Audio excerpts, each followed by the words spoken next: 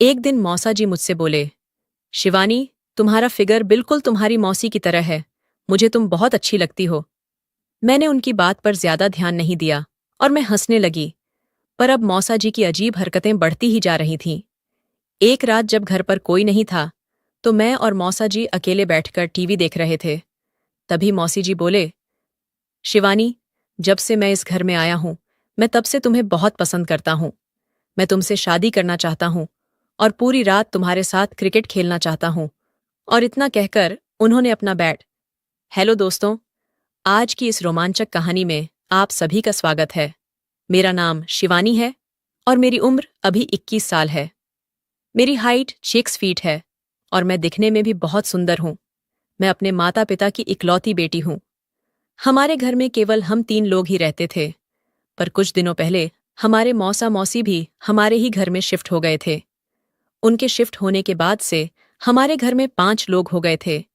मेरे मौसा जी की उम्र ज्यादा नहीं है, क्योंकि मौसी जी की शादी छोटी उम्र में ही हो गई थी।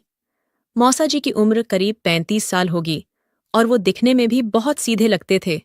लेकिन धीरे धीरे मुझे समझ में आ रहा था कि मौसा जी बस दिखने में ही सीधे लगते हैं। वो हर वक्त मुझे अजीब नजरों से देखते थे। मैं जब भी उनसे बात करने बैठती थी, वो मेरे उभारों की तरफ देखते रहते थे। एक बार वो मुझसे बोले, शिवानी, तुम भी अपनी मौसी की तरह ही बहुत सुंदर हो। तुम्हारा फिगर भी उन्हीं के जैसा है। मौसा जी के मुंह से यह सब बातें सुनकर मुझे बहुत ही अजीब लगता था। कभी कभी मुझे लगता था कि ये सारी बातें मैं अपनी माँ को बता दूं। फिर मुझे ये भी पता था कि वो मुझ पर भरोसा नहीं करेंगी। पर धीरे धीरे मौसा जी की हरकतें बढ़ती ही जा रही थीं। एक दिन मैं कॉलेज से आने के बाद अपने कपड़े चेंज कर रही थी। तभी अचानक से मौसा जी मेरे कमरे में आ गए। मैं उन्हें देखकर चौंक गई और बोली, मौसा जी, आप यहाँ क्या कर रहे हो? वो बोले, मैं तो बस अपना मोबाइल फोन लेने आया था, जो मैंने रिकॉर्डिंग ऑन करके तुम्हारे कमरे में ही रख दिया था। उन्होंने अपने मोबाइल में मेरी कई सारी वीडियोस दिखाईं और बोले, अगर तुम चाहती हो कि मैं यह सारी वीडियो तुम्हारे दोस्तों को ना दिखाऊं, तो अब से तुम वही करोगी जो मैं चाहता हूं। मेरे पैरों तले जमीन निकल चुकी थी, पर अब मेरे पास और कोई रास्ता नहीं था। मैं वही करती थी जो मौसा जी मुझसे करने के लिए कहते थे। वो आधी रात को मेरे कमरे में आ जाते थे और मेरे साथ क्रिकेट खेलते थे। मुझे उनके साथ क्रिकेट खेलने बिल्कुल अच्छा नहीं लगता था, पर मैं और कर भी क्या सकती थी। मैं दिन भर कॉलेज से थकी हारी घर आती थी और पूरी रात उनके साथ क्रिकेट खेलती थी। मैं पूरे दिन परेशान रहती थी, पर जब मैं अपने दोस्तों के बीच रहती थी तो मुझे थोड़ा सा सुकून रहता था। मैं उस वक्त बीए थर्ड ईयर की पढ़ाई कर रही थी। मैं अपने कॉलेज की सबसे खूबसूरत लड़की थी और इस बात पर मुझे कॉलेज में अवार्ड भी मिला था। मेरी सुंदरता की वजह से मैं अपने पूरे कॉलेज में प्रसिद्ध थी। लड़के मुझसे बात करने की कोशिश किया करते थे।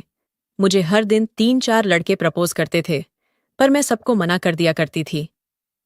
एक दिन मेरी बेस्ट फ्रेंड ने मुझसे पूछा, शिवानी, तुम हर किसी का प्रस्ताव क्यों ठुकरा देती हो? तुम किसी को हाँ क्यों नहीं बोलती हो? तुम्हें तो रोज ही इतने प्रपोज आते हैं और एक तरफ मैं हूं जिसे कोई भी लड़का पसंद नहीं करता है। मैंने उससे कहा, मैं एक ऐसे लड़के को हाँ कहूंगी जो सिर्फ मेरी खूबसूरती देखकर नहीं, बल्कि मेरा दिल देखकर मुझे प्रपोज करेगा। एक दिन की बात है, मैं अपने कॉलेज जल्दी पहुंच गई। अभी कॉलेज खुला भी नहीं था, इसलिए मैं कैंटीन में बैठकर वेट करने लगी। तभी मेरे सामने वाली टेबल पर एक हैंडसम सा लड़का आकर बैठ गया और उसने 2 प्लेट नाश्ता ऑर्डर किया। वह देखने में बहुत खूबसूरत था और उसकी पर्सनैलिटी भी बहुत अच्छी थी। मैं तो बस उसे ही देख रही थी और सोच रही थी कि कोई लड़का इतना हैंडसम कैसे हो सकता है। इसकी गर्लफ्रेंड कितनी ज्यादा लकी होगी। तभी मैंने ध्यान दिया कि वो अकेला ही आया है, पर उसने 2 प्लेट नाश्ता ऑर्डर किया है। मुझे लगा शायद कोई और भी आ रहा होगा, पर ऐसा नहीं था। जैसे ही उसका नाश्ता आया, वो मेरी तरफ देखकर हंसने लगा और मुझे नाश्ता करने के लिए अपनी टेबल पर बुलाने लगा। पहले तो मुझे कुछ अजीब सा लगा, फिर मैंने सोचा कि चलो कोई बात नहीं, अभी मेरे साथ भी मेरा कोई दोस्त नहीं है, तो उसी के पास बैठकर थोड़ा टाइम पास कर लेती हूँ। मैं उसके पास जाकर बैठ गई और उससे पूछा, तुम्हारा नाम क्या है? वो बोला, मेरा नाम शिवम है और मैं तुम्हें काफी दिनों से नोटिस कर रहा हूं, तो सोचा आज बात ही कर लेता हूं। फिर उसने मुझे नाश्ता करने के लिए कहा। हम दोनों ने बातें करते हुए नाश्ता किया। तभी वो बोला, मुझे तुमसे बात करके बहुत अच्छा लगा। क्या तुम मुझे अपना नंबर दे सकती हो? फिर हम दोनों और भी बातें कर सकते हैं। मैंने कहा, हाँ, बिल्कुल दे सकती हूँ। मैं खूबसूरत लड़कों को अपना नंबर देने से मना नहीं करती। और इतना सुनकर वह हंसने लगा। धीरे धीरे समय गुजरता गया। मैं और शिवम रोज बातें करने लगे थे और कभी कभी तो हम दोनों पूरी रात बात किया करते थे। मुझे भी उससे बातें करके बहुत अच्छा लगता था, पर दूसरी तरफ मौसा जी मेरे साथ अलग तरह से जुल्म करते थे। उनको अभी तक पता नहीं था कि मेरी जिंदगी में कोई लड़का आ चुका है, नहीं तो वो मेरा जो हाल करते वो मैं कभी सोच भी नहीं सकती थी। एक रात की बात है, मैं और शिवम बातें कर रहे थे, तभी शिवम बोला, शिवानी, मुझे तुमसे कुछ जरूरी बात करनी है। मैंने कहा, हाँ बोलो ना, क्या बात है? वो बोला, शिवानी, मैं तुमसे बहुत प्यार करने लगा हूं। मुझे तुमसे बात करने की आदत सी हो गई है और अब मैं तुम्हारे बिना नहीं रह सकता हूं। क्या कल तुम मेरे साथ डेट पर चलना चाहोगी? मैं यह सुनकर बहुत खुश थी, क्योंकि शिवम ऐसा पहला लड़का था जो बस मेरी खूबसूरती देखकर मेरे प्यार में नहीं पड़ा था। उसने पहले मुझे जानने की कोशिश की, उसके बाद मुझसे प्यार का इजहार किया था। एक दिन मैंने शिवम को अपने घर चाय पर बुलाया। मैंने मम्मी से कहा, यह मेरा बेस्ट फ्रेंड है और आपसे मिलने आया है। मम्मी भी उसके साथ खूब देर तक बातें करती रहीं। तभी बाहर से मौसा जी आ गए और शिवम को देखकर चौंक गए। उन्होंने मुझसे पूछा, शिवानी, ये लड़का कौन है? मैं उनका ये सवाल सुनकर बहुत डर गई थी। मैंने घबराते हुए कहा, मौसा जी, ये मेरा दोस्त है और मम्मी से मिलने आया है। वो मुझे देखकर गुस्सा करने लगे और वहां से चले गए। मौसा जी को यह बिल्कुल भी पसंद नहीं था कि मेरी जिंदगी में कोई लड़का आ जाए। मम्मी ने शिवम को खाना खिलाया, खूब सारी बातें की और फिर उसको घर भेज दिया। मम्मी को शिवम बहुत पसंद आया था और मैं ये देखकर बहुत ही ज्यादा खुश थी। जब रात को मैं अपने कमरे में सोने जा रही थी, तभी मैंने देखा कि मौसा जी मेरे कमरे में बैठकर मेरा इंतजार कर रहे हैं। उनको देखकर मैं थोड़ा डर गई थी। फिर उन्होंने मुझसे दरवाजा बंद करने के लिए कहा और पूछने लगे, तुम्हारा उस लड़के के साथ क्या रिश्ता है? मैंने कहा, शिवम मेरा अच्छा फ्रेंड है। जैसा आप सोच रहे हैं वैसा कुछ भी नहीं है। मौसा जी मुझे आंखें दिखाते हुए बोले, अगर मुझे कुछ भी गलत लगा तो देख लेना, तुम्हारे लिए बिल्कुल भी अच्छा नहीं होगा। मुझे धमकी देकर मौसा जी कमरे से बाहर निकल गए। मैंने मौसा जी की हरकतों के बारे में आज तक कभी किसी को कुछ नहीं बताया था, क्योंकि मुझे पता था कोई मुझ पर भरोसा नहीं करेगा। पर अब मैं शिवम से कुछ भी नहीं छुपाना चाहती थी। वो एक बहुत ही अच्छा लड़का है और मैं नहीं चाहती थी कि मैं उसको किसी तरह के धोखे में रखूं। यही सब सोचकर मैंने अगले दिन शिवम को सारी बातें बता दी। शिवम ये सब सुनकर बहुत गुस्से में आ गया था। इन सब के बाद मौसा जी भी मुझ पर बहुत ध्यान देने लगे थे। मैं कितने बजे कहाँ जाती हूँ और किससे मिलती हूँ, वह इन सब बातों पर नजर रखने लगे थे। एक बार जब मैं कॉलेज से वापस आई तो मैंने देखा कि मौसा जी सोफे पर बैठकर मुझे घूर रहे हैं। उनका ऐसा रूप देखकर मुझे अचानक से घबराहट हो गई और मैं उचक उचक के चलकर अपने कमरे में चली गई। मुझको इस तरह से चलता हुआ देखकर मौसा जी को लगा कि मैं कुछ गड़बड़ करके आई हूं। जैसे ही मैं अपने कमरे में पहुंची, उसके 5 मिनट बाद मौसा जी मेरे कमरे में आ गए। मैंने देखा कि मौसा जी आज बहुत गुस्से में हैं।